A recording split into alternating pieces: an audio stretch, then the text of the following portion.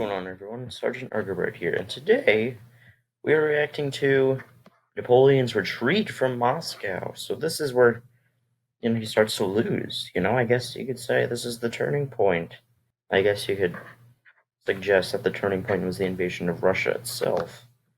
Yeah, right after Borodino and, 1812. Napoleon is in bad shape. He's at war in two fronts. Not only that, but his navy is destroyed. He basically doesn't even have a navy anymore. And his armies in Russia are severely weakened. Same with his armies in in Spain. And he's finally paying the price. Peace lies in Moscow. Which makes zero sense.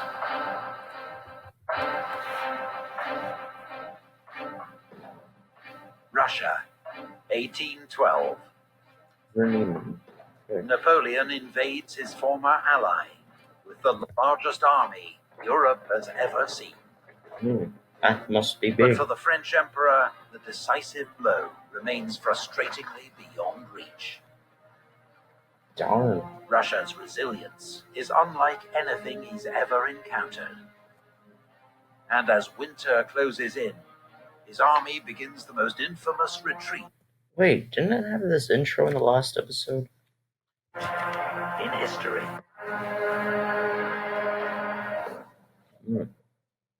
Part 3, The Retreat. Oh, so this is like a little mini-series, I guess, about Napoleon invading Russia. That makes sense. The 15th of September, 1812. 83 days after invading Russia, a week after his costly victory at Borodino, Napoleon entered Moscow. Oh. He expected to be greeted by dignitaries, formally offering the city's surrender. Instead, he discovered that 90% of Moscow's inhabitants had fled. That is a lot. Fire had started people. The previous night and was blamed on drunken soldiers. But that is not true. It is scorched earth tactics. The next 48 hours, fires continued to break out across Moscow until most of the city was ablaze. Count Fyodor Rostopchin, the city's governor, had ordered that Moscow be destroyed rather than allowed to fall into enemy hands. Oh. And now fires were being started deliberately by Russian criminals freed from jail and acting on police orders. French soldiers rounded up and shot any they could catch. That is rude. But the inferno was impossible to contain. In 4 days, 2/3 of Moscow was destroyed. With the fires finally under control, Napoleon's soldiers turned their attention to systematically looting the ruined city. That is rude. While from his new quarters in the Kremlin, Napoleon sent a letter to Emperor Alexander in St. Petersburg, inviting him to make peace and end the war. He received no reply. Napoleon waited, confident that Alexander would eventually negotiate. But as the days passed, he grew increasingly uneasy. Cossack raids were disrupting his vital communications with Paris, as well as the arrival of supplies. Imagine what Moscow would look like today if this all didn't happen. Quite interesting. On the steady attrition of French forces and Russian reinforcements meant Napoleon was outnumbered for the first time in the campaign. Oh, wow. Rumors Well, they've been outnumbered before. Also reached him that his reluctant allies, Prussia and Austria, were in secret talks with his enemies. Yes. Prussia, yes. Take back your land. Napoleon had proposed that the army winter in Moscow, but that now looked too dangerous. Yeah, Reluctantly, he accepted that the army would have to move back to Smolensk to find safe winter quarters. Oh, God. Napoleon knew how severe Russian winters could be, but continued to put off his departure, reassured by fine October weather, and hoping that at the last minute there might be a message from Alexander offering peace. It never came. On the 13th of October, the first light snow fell. 5 days later, Kutuzov launched a surprise attack on Murat's advance guard at Vinkova and defeated it. Napoleon, stung into action, gave the order for the army to leave Moscow the next day. Oh, goodness. Not look very good for them.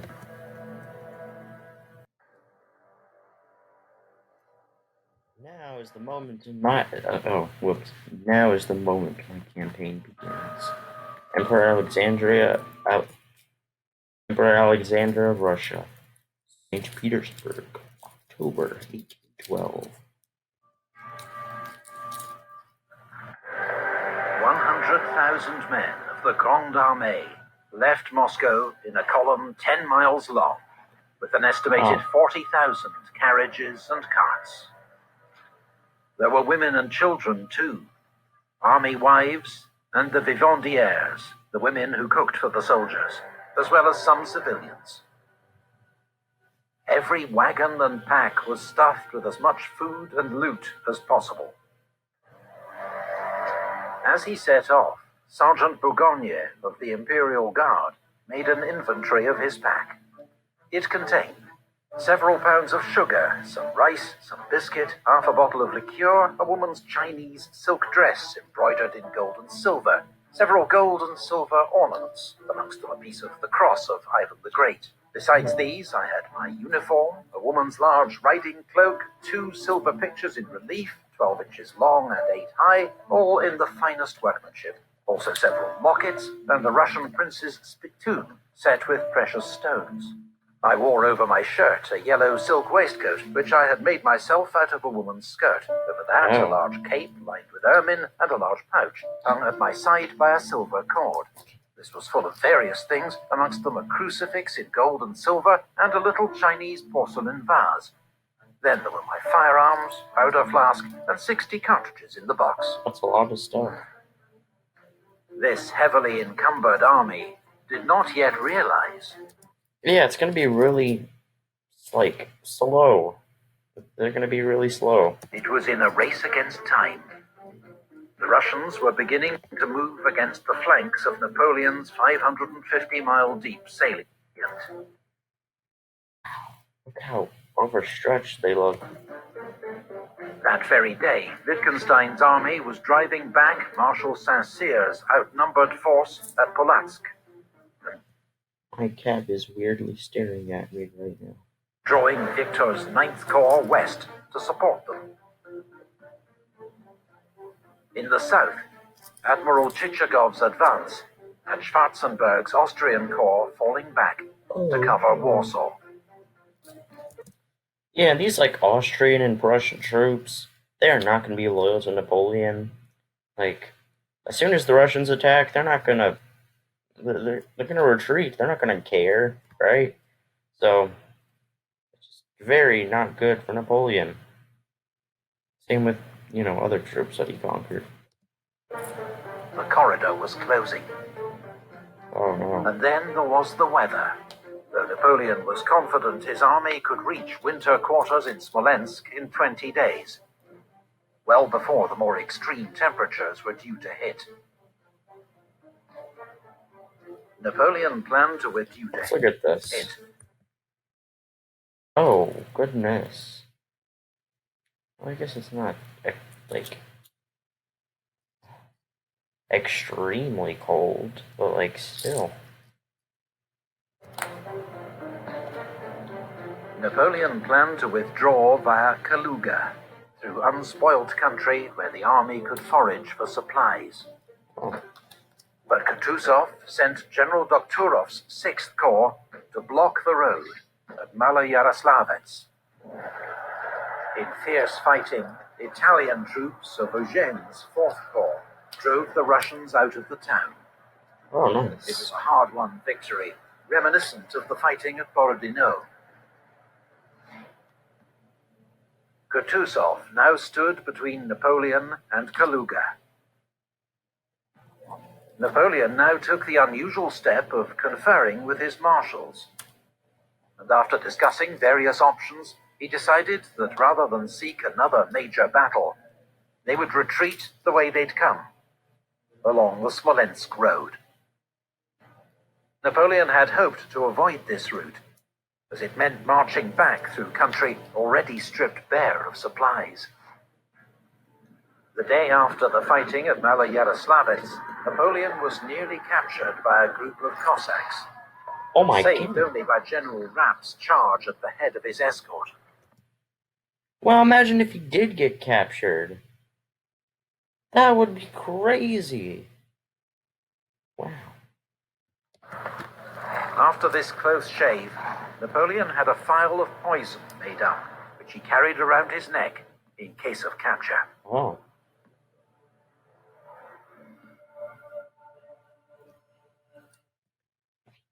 Those who were too weak to carry their weapons or knapsacks threw them away, and all looked like a crowd of gypsies. Private Yakov Walter. Napoleon's army set off on its new course, shadowed at a respectful distance by Kutuzov's army to the south. Oh. They passed the old Oh yeah, it's that guy. I remember him. battlefield of Borodino. Oh yeah, that Kutuzov was, I think he was fighting at the Battle of Borodino as well. A grisly, unnerving sight, where crows pecked at half-buried corpses. Oh no. Relentless marching quickly began to tire out men and horses. A few days later, the temperature fell below freezing. The army's overworked, starving horses died en masse. Oh goodness. Discipline began to break down, as some drivers simply dumped the sick and wounded by the roadside to try to ensure their own survival. As the French column became increasingly strung out, How are they going to survive the Russians at this point? I mean, the Russians gotta be having these same problems, right? Like, come on. General Miloradovich, commanding Kutuzov's advance guard, fell on Davout's rear guard outside Vyazma. For a few hours, Davout's 1st Corps was Oh, they're almost at Smolensk. cut off until Eugene and Ney came to his rescue. Nice. The battle ended with street fighting in Vyazma as the French hastily evacuated the burning town. Wow. For the soldiers of the Grande Armée, so unaccustomed to retreats and routes, Vyazma was an alarming, demoralizing blow. Oh, come on. Don't be demoralized. You, like, defeated all these countries. You're, like, supposed to be the best. The road was strewed with the dead. Our sufferings exceeded imagination. General Rapp, Napoleon's aide-de-camp? I don't know French. On the 4th of November, it began to snow heavily. The next night, temperatures plummeted to minus 20 degrees centigrade.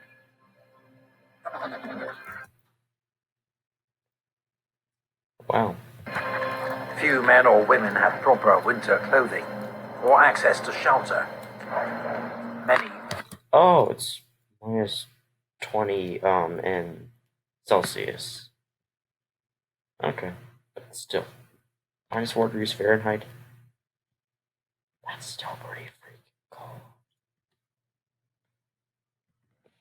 froze to death overnight. That's not good. The next morning, wagons and guns were abandoned. Many soldiers sought to save themselves, ignoring officers, stealing horses and food, the dead bodies on the ground. Jeez.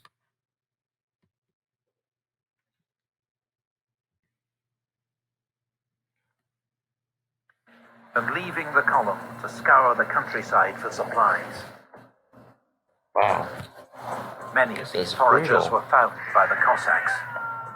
Some Oh no. cut down or lanced, others robbed of every possession and left to freeze.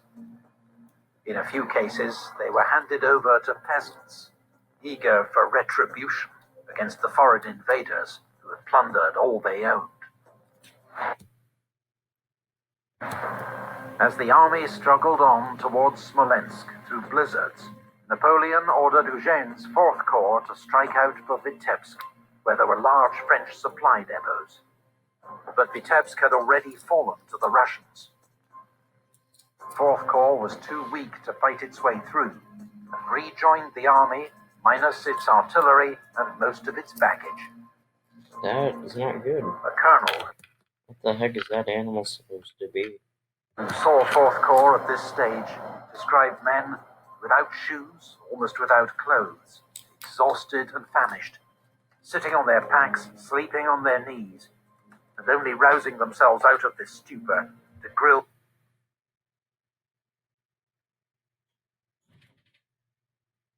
This is just horrible. Look at, they're eating their horses. Oh my god. Ah! What the heck is wrong with you? You silly cat.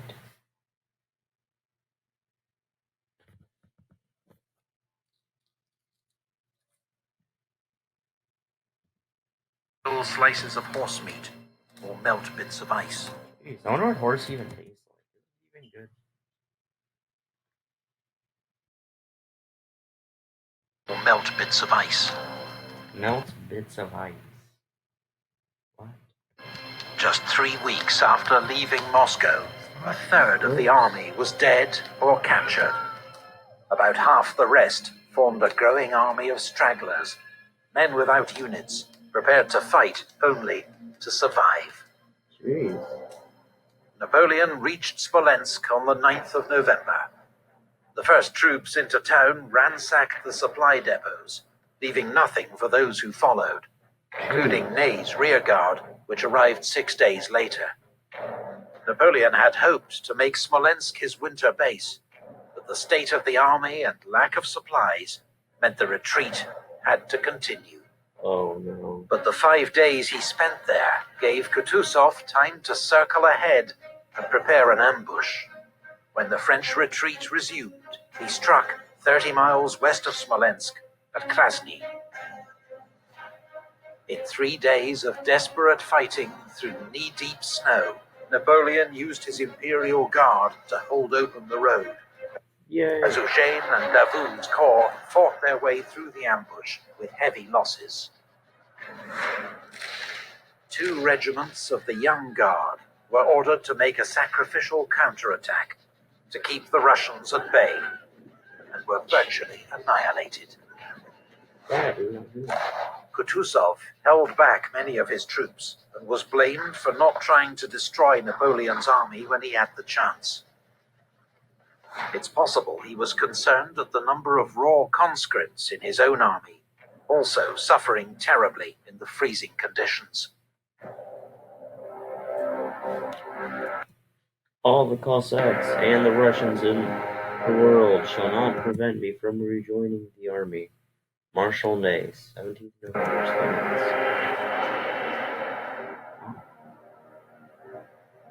Not every French corps broke through at Krasny. Marshal May and his 6,000-strong rearguard arrived on the 18th of November to find the road blocked by 60,000 Russian troops, and no sign of the promised support from Davout's 1st Corps. Ney's men hurled themselves against the Russian lines with desperate courage, but were mown down. Rejecting several invitations to surrender, Ney led the survivors in a daring night crossing of the Dnieper River, then across 45 miles of open country under constant attack from Platov's Cossacks to reach Orsha. By the time Ney rejoined the army, his rear guard was down to just 800 fighting men, leading a column of several thousand stragglers. The army regarded his escape as a miracle, and when Napoleon heard of it, he immediately dubbed Marshal May the bravest of the brave. Wow.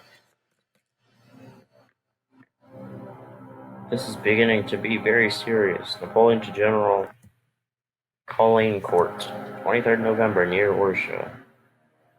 Napoleon had escaped one trap, but now 3 Russian armies were closing in from different directions. Outnumbered him nearly 3 to 1. Oh my gosh! From the east, Kutuzov's main army with 65,000 men. Napoleon only has 45,000 troops. Whenever they started, I think they had around like maybe 200,000 or so. That is crazy. From the north, Wittgenstein with 30,000, steadily driving back Marshal Victor's 9th Corps. That's a strange Russian name. And from the south, Admiral Chichagov's army of Moldavia with 34,000, having detached General Osten-Sacken with 30,000 to prevent Schwarzenberg's Austrians and Reynier's Saxon Corps marching to Napoleon's aid. Napoleon was heading for Minsk, a major French supply base with vast stores of the food, clothing, shoes, and ammunition that his army so desperately needed. But on the 21st of November, disastrous news arrived. Oh no. Minsk had fallen to Chichagov.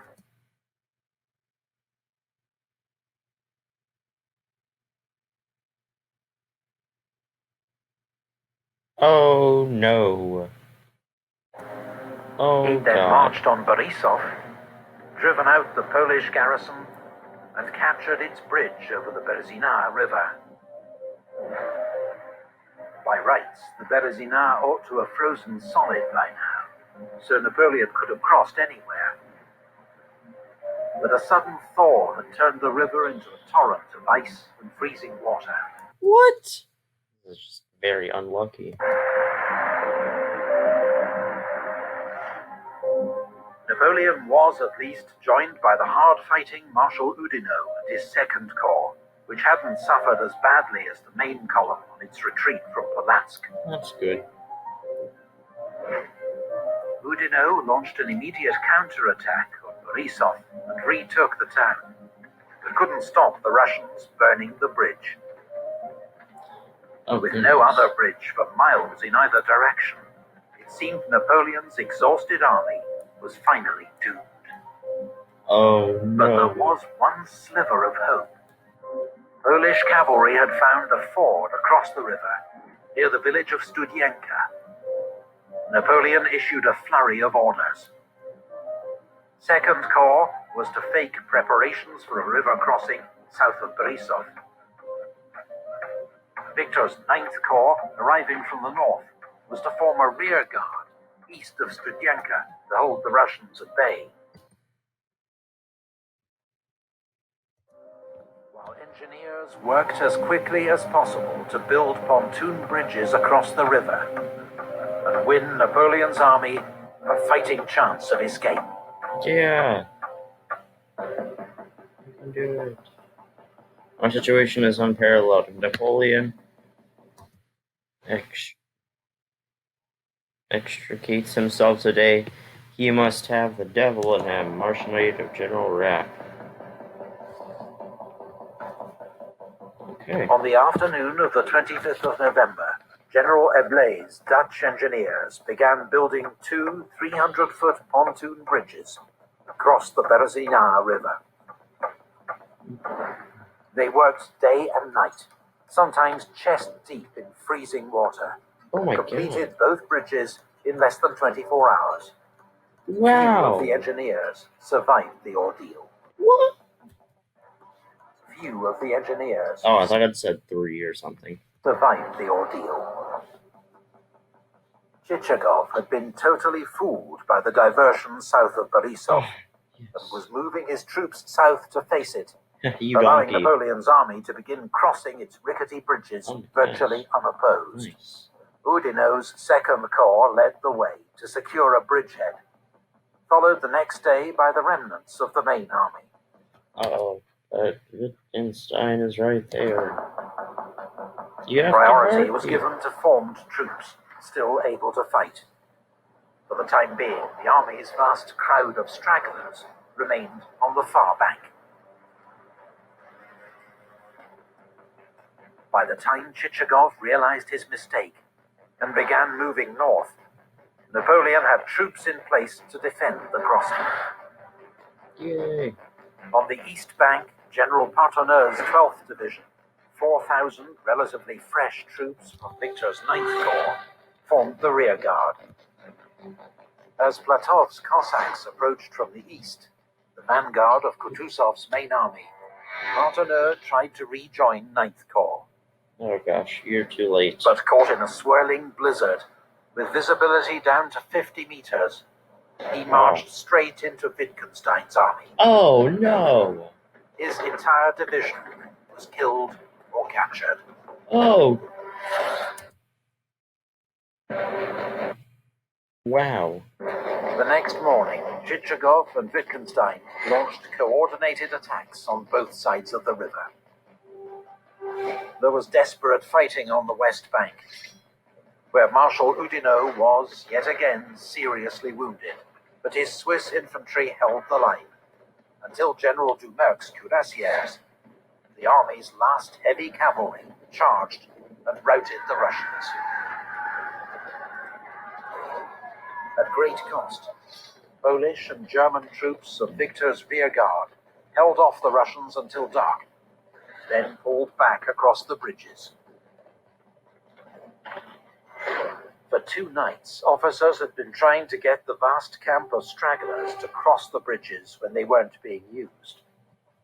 But with temperatures reaching minus 30 centigrade, they preferred to stay put, huddled around their They're just eating that horse. fires. Wow. At dawn on the 29th, with the army leaving and the Russians approaching, thousands of stragglers surged in panic towards the bridges.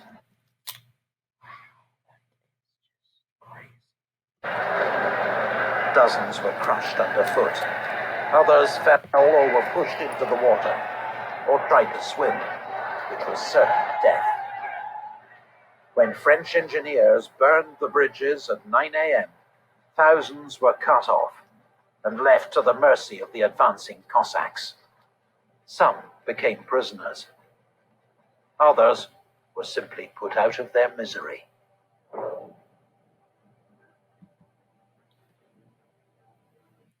What appalling misery. What a multitude have perished in this retreat. Captain Franz Roeder, lifeguards of the Grand Duke of Hesse. Since the retreat began 43 days earlier, the Grande Armée had marched nearly 500 miles, under constant attack, starved, exhausted, and for the last 23 days, in lethal sub-zero temperatures, without proper clothing or shelter.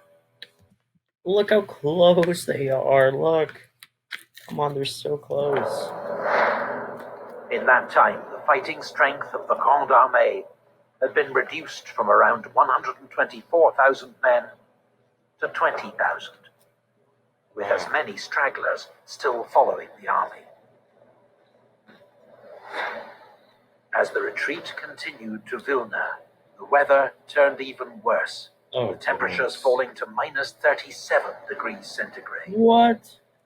But they're getting closer to the warmer parts. Why? It's getting even colder, though. The Russian armies, at least now, Negative. What the heck? Negative 35 degrees Fahrenheit. held back, leaving the winter, Cossacks, and Russian peasants to finish off the invaders. On the 5th of December, Napoleon left the army, traveling incognito across Europe at breakneck speed, and reaching Paris in just 13 days. Dang. Naturally, English satirists capitalized on Napoleon seeming to abandon his defeated army, and many soldiers did regard it as an act of betrayal. But his generals supported his decision to leave. There'd already been one attempted coup against Napoleon in Paris. Yeah, and and Napoleon almost got captured. The risk of him still being in Russia is huge. And there was much work to be done to rebuild the army and reassure France's allies. This darn cat. Got it. On the 9th of December, 51 days after the retreat began, around 20,000 ragged survivors of the Grande Armée began crossing the Niemen River back into friendly Polish territory. According to legend, Marshal May was the last man across. Oh, wow.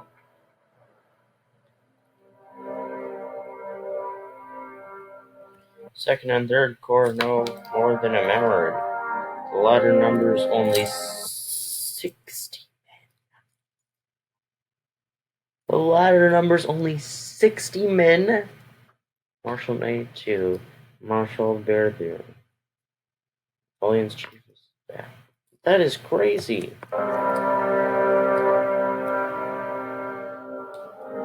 Napoleon's invasion of Russia had proved to be one of the greatest military disasters in history. He had made fatal miscalculations about geography, logistics, and above all, Russia's political and strategic response to his invasion. These blunders cost his empire around 500,000 men, as well as 250,000 horses and 1,000 cannon.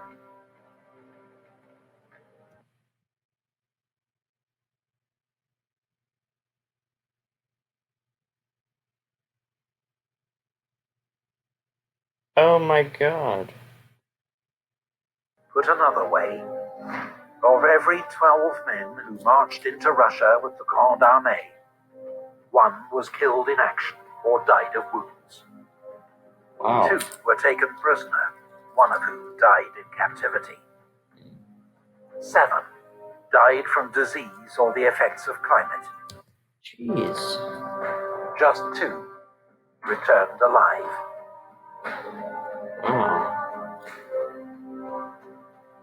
That is crazy. Contrary to myth, many more soldiers had died in the summer advance from heat, typhus, and dysentery than were lost in the winter retreat.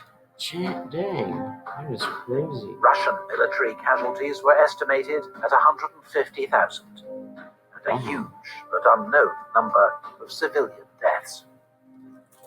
The Russian campaign was a catastrophe for Napoleon, not just in lost troops and resources, but in damage to prestige and reputation.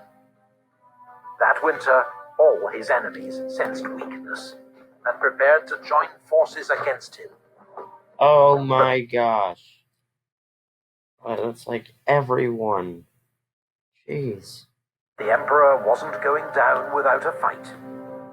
Back in Paris, he admitted to his ministers, "Fortune has dazzled me, gentlemen. I've let it lead me astray. Instead of following my plan, I went to Moscow. I thought I'd make peace there. I stayed too long. I've made a grave mistake, but I'll have the means to repair it." Will he though?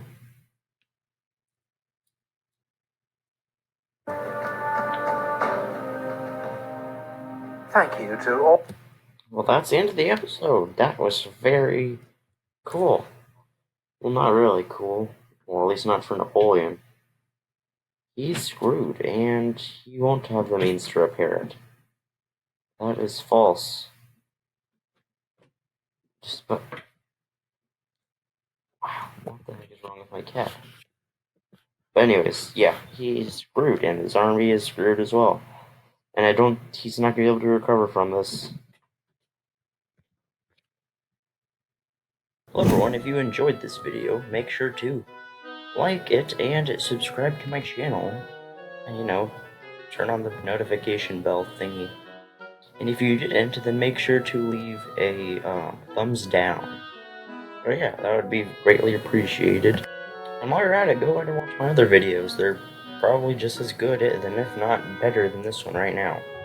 Except for my oldest videos, don't watch those. And, subscribe to these people down here, my fellow sergeants. They're other YouTubers that I either know or I have in high regards. Yeah, even my cat agrees. So, thank you for watching, and have a great day.